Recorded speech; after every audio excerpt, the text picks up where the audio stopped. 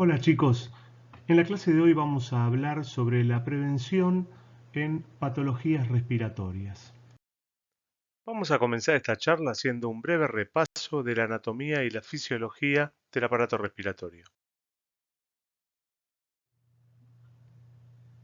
Obviamente para empezar tenemos que hacer un recordatorio de cuáles son los músculos que participan en el ciclo ventilatorio, ya sea en la inspiración o en la expiración.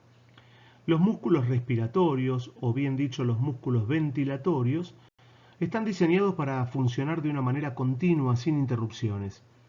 Son sometidos a fuerzas que funcionan de una manera dinámica, como son las fuerzas generadas por el pulmón y por la caja torácica. También tienen alta capacidad oxidativa y alta densidad capilar que posibilitan el mantenimiento de un alto flujo en las situaciones funcionales si así lo requieren. El diafragma es el principal músculo inspiratorio, pesa aproximadamente 280 gramos. Tiene un tendón central o centro frénico que ocupa aproximadamente el 15% del músculo y tiene un diámetro transversal que es un 60% más largo que el diámetro anteroposterior. También a manera de repaso, recordemos las inserciones que tiene el diafragma, importantísimas las inserciones en las vértebras lumbares a través de los pilares y obviamente las inserciones costales y en la apófisis sifoides del esternón.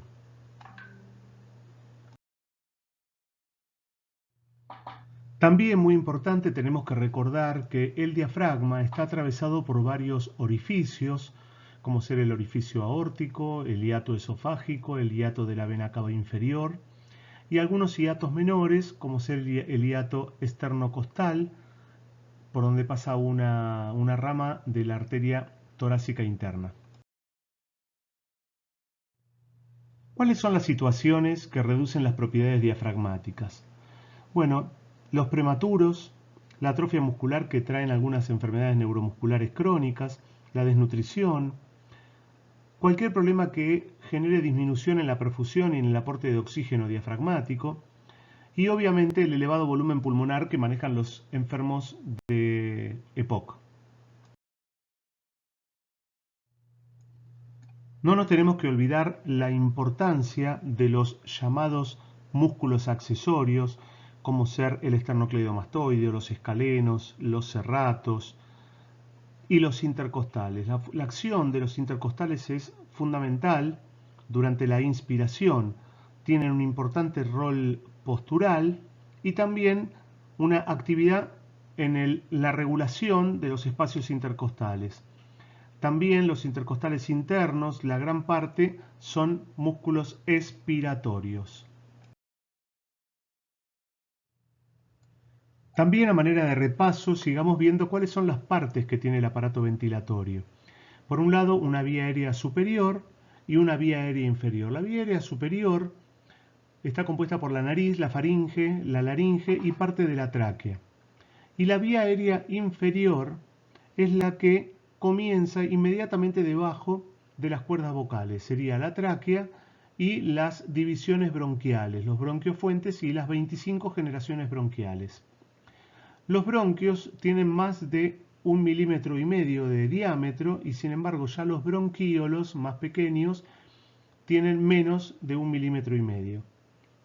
Llegamos así entre la generación 17 a la generación 23 de la división bronquiolar, que es la zona respiratoria, quiere decir que es la zona donde se produce el intercambio gaseoso, hasta terminar finalmente en los acinos alveolares y en los alvéolos. Hay aproximadamente unos 300 millones de alvéolos que equivalen aproximadamente entre 50 y 100 metros cuadrados de superficie para que el aire haga contacto con la sangre. Los alvéolos en promedio miden 0,33 milímetros y están revestidos por una sustancia o un agente tensioactivo producido por los neumonocitos tipo 2, que es el surfactante, que es lo que le va a dar estabilidad alveolar, disminuyendo la tensión superficial. Otro concepto muy importante que tenemos que tener en cuenta al momento de abordar un paciente para hacerle rehabilitación respiratoria es el concepto de volúmenes y capacidades pulmonares. Entendemos por volúmenes pulmonares a esa cantidad de aire que ingresa y sale del pulmón en una respiración, ya sea normal o forzada. De esta manera, en una ventilación normal, el volumen que ingresa y sale es el volumen corriente o volumen tidal. Cuando nosotros hacemos una inspiración forzada, estamos sumando al volumen tidal el volumen de reserva inspiratorio. Y de la misma manera, si hacemos una expiración forzada luego del volumen tidal, estamos eliminando el volumen de reserva expiratorio. Cuando nosotros tratamos de eliminar todo el aire del pulmón, nunca vamos a poder eliminarlo completamente, va a quedar un pequeño volumen dentro del pulmón. Ese volumen remanente que queda siempre dentro del pulmón es lo que llamamos volumen residual. Por otro lado, las capacidades pulmonares no son ni más ni menos que la suma de los volúmenes. De esta manera, la capacidad inspiratoria es la suma del volumen corriente más el volumen de reserva inspiratorio. Y la capacidad expiratoria en realidad es la capacidad residual funcional, equivale a la suma del volumen de reserva expiratoria más el volumen residual. Finalmente, la capacidad vital es la suma de los tres volúmenes que manejamos voluntariamente, el volumen de reserva expiratorio, inspiratorio y el volumen corriente. Finalmente, la capacidad pulmonar total no es ni más ni menos que la suma de todos los volúmenes, del volumen de reserva expiratorio e inspiratorio, el volumen corriente y el volumen residual. También sabemos que el ciclo ventilatorio tiene una fase inspiratoria y una fase expiratoria. Sin embargo, antes de la fase inspiratoria hay una fase estática que es la preinspiración, que dura entre 20 y 120 milisegundos. Luego tenemos la fase dinámica de la inspiración entre 300 y 500 milisegundos. Luego hay otra fase estática que precede a la expiración, que es la preexpiración entre 20 y 80 milisegundos.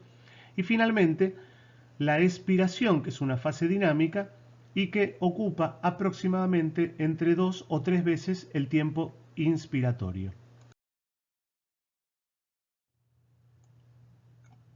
Pensemos que para la mecánica ventilatoria participan varios factores.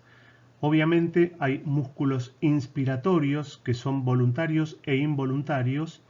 Hay músculos que tienen una acción preponderante y otros músculos que acompañan o fijan articulaciones para la acción de los músculos primarios. Y hay músculos expiratorios. Pensemos que en condiciones normales, en condiciones de reposo, la expiración es un proceso pasivo. También pensemos cómo varían durante el ciclo ventilatorio los tres diámetros del tórax, el diámetro vertical, el diámetro transversal y el diámetro anteroposterior. También en la mecánica ventilatoria influyen las posiciones del cuerpo, ya sean los decúbitos, la sedestación, la cuadrupedia, y por supuesto también va a alterar la mecánica diferentes alteraciones patológicas como ser alteraciones del tórax o alteraciones de la columna vertebral. ¿Cuáles son las adaptaciones respiratorias que induce el ejercicio? Bueno, el consumo de oxígeno normal de un varón adulto en reposo es de aproximadamente 250 mililitros por minuto, pero en algunas condiciones extremas este valor puede llegar hasta 3.600 mililitros por minuto sin entrenamiento, unos 4.000 mililitros con un entrenamiento deportivo y hasta más de 5.000 mililitros por minuto en un corredor de maratón, siempre hablando de un varón. El consumo de oxígeno y la ventilación pulmonar total aumentan unas 20 veces desde el estado de reposo al de un ejercicio de intensidad máxima. La capacidad respiratoria máxima es cerca del 50% mayor que la ventilación pulmonar real durante el ejercicio máximo. Esto brinda un elemento de seguridad para los deportistas, dándole una ventilación adicional en caso de ejercicios a grandes alturas, por ejemplo, o ambientes muy cálidos, o algunas anormalidades en el sistema respiratorio.